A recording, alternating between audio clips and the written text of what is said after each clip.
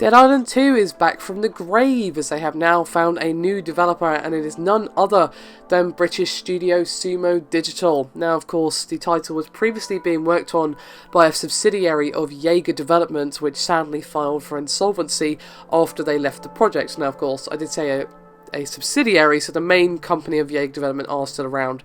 If you somehow missed all this mess, I'm sure you didn't, I'm sure you're fully aware, go check out my video I did back in the day, as it will explain everything. So, as we all know, Dead Island 2 has had a rather troubled development and rocky history since its announcement, especially after the founder of the franchise, Techland, exited the series.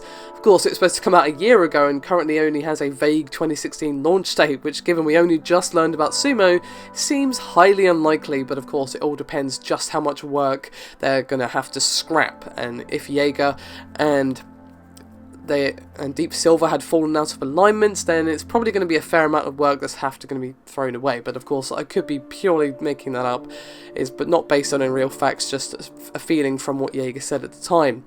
However, I have a couple of statements here from Koch Media boss Dr. Clemens Kudrawitz, whose name I probably just butchered, so do forgive me, and he spoke to MCV and he said, quote, "Sumo showed so much understanding of the brand, had creative ideas and an excellent vision that was aligned with our own.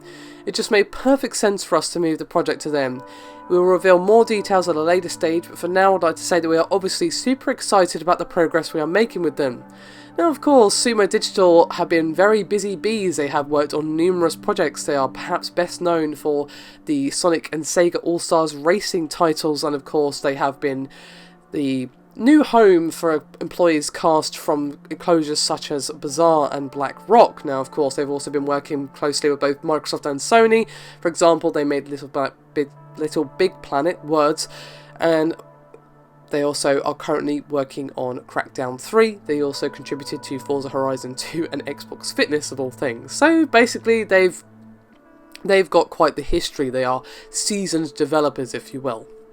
So it'll be interesting to see what they actually produce. Of course, we'll never know how different their direction is from what Jaeger were working on. We'll most likely never see what Jaeger actually created, but it'll be interesting to see what will happen and if it can actually challenge Dying Light, which many would argue is the new king of that particular genre, given that, of course, that is Techland IP.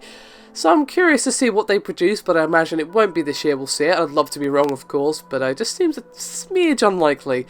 I'd love to hear some thoughts from you guys though. What would you like to see from Sumo on this project? What improvements from the original would you like to see? And what do you think they need to do to challenge the throne of Dying Light? Do let me know. Thank you very much for watching. I'll see you next time.